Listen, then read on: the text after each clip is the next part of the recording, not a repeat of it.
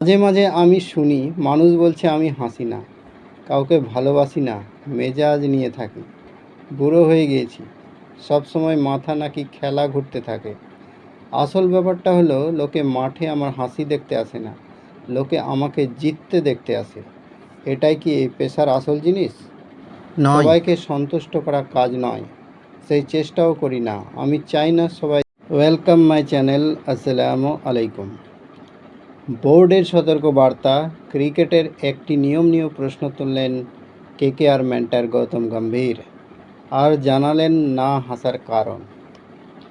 ভারতীয় দলের ক্রিকেটার নির্বাচনের জন্য পুরোপুরি আইপিএলের উপর নির্ভর করতে বারণ করেছেন গৌতম গম্ভীর।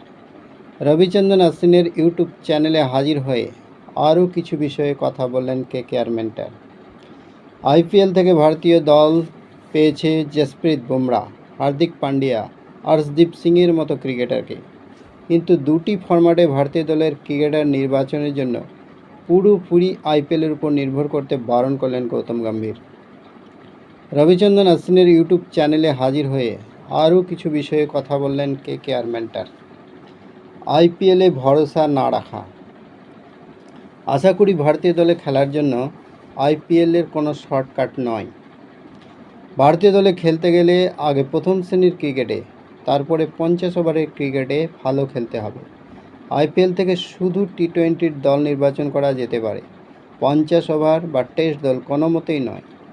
যদি ঘরোয়া ক্রিকেটাররা আলোচনা করতে থাকে যে কীভাবে আইপিএলে সুযোগ পাবো, তাহলে প্রথম শ্রেণীর ক্রিকেট থেকে ওদের নজর সরে গিয়ে সবসময় আইপিএলে চলে যাবে। তাই টি-20 বিশ্বকাপ বা টি-20 দল নির্বাচনের ক্ষেত্রেই আইপিএলের দিকে তাকানো উচিত। 50 ওভারের ক্ষেত্রে বিজয় হাজারে এবং টেস্ট দলের ক্ষেত্রে রঞ্জি ট্রফির দিকে নজর দেওয়া উচিত। একদিনের ক্রিকেটের নিয়ম বদল।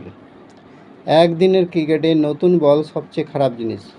ভাবুন, একদিনের ক্রিকেটে কতজন অফ স্পিনার খেলে। নাথান লিও 400 উইকেট পেয়েছে, রবিচন্দ্রন অশ্বিন 400 উইকেট পেয়েছে। তারা কেউ একদিনের দলে খেলে না। একমাত্র কারণ হলো অফ স্পিনারদের জন্য একদিনের ক্রিকেটে কিছুই নেই। ভাবুন, টেস্ট ক্রিকেটে 400 উইকেট নেওয়া একজন ক্রিকেটার একদিনের দলে খেলতে পারছে না, কারণ তাকে খেলিয়ে উইকেট নেওয়া যাবে না। রিভার্স সুইং ও সাদা বলের ক্রিকেটে আর নেই। আমি আবার দেখতে চাই কোনো বোলার 150 কিলোমিটার গতিতে বল করে রিভার্স সুইং করাচ্ছে। শাহরুখের সঙ্গে প্রথম দেখা এবং বার্তা। 2011 সালে কেকেআরে খেলতে আসার সময় প্রথম দেখা হয়েছিল। সেই দিনটা এখনও মনে আছে। ও আমাকে বলেছিল, দেখো, আমি চাই না কেউ আমাকে অভিনয়ের ব্যাপারে এটা ওটা শেখাক, তেমনই তুমি নিশ্চয়ই চাও না কেউ তোমাকে ক্রিকেট খেলা শেখাক। আমি বললাম, অবশ্যই, সেটাই আমাদের একমাত্র কথাবার্তা।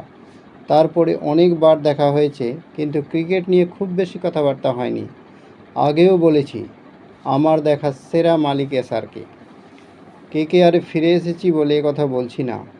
আমার 7 বছরের অধিনায়কত্বে 70 সেকেন্ডের জন্য শাহরুখের সঙ্গে ক্রিকেট নিয়ে কথা হয়নি। আমাকেও ক্রিকেট নিয়ে কিছুই জিজ্ঞাসা করে না। ভাবা যায়? কেন হাসি না? মাঝে মাঝে আমি শুনি মানুষ বলছে আমি হাসি না, কাউকে ভালোবাসি না, মেজাজ নিয়ে থাকি, বুড়ো হয়ে গিয়েছি, সব সময় মাথা নাকি খেলা ঘুরতে থাকে। আসল ব্যাপারটা হলো লোকে মাঠে আমার হাসি দেখতে আসে না, লোকে আমাকে জিততে দেখতে আসে। এটাই কি এই পেশার আসল জিনিস? নয়। সবাইকে সন্তুষ্ট করা কাজ নয়, সেই চেষ্টাও করি না। আমি চাই না সবাই জেনে যাক আমি কীরকম মানুষ।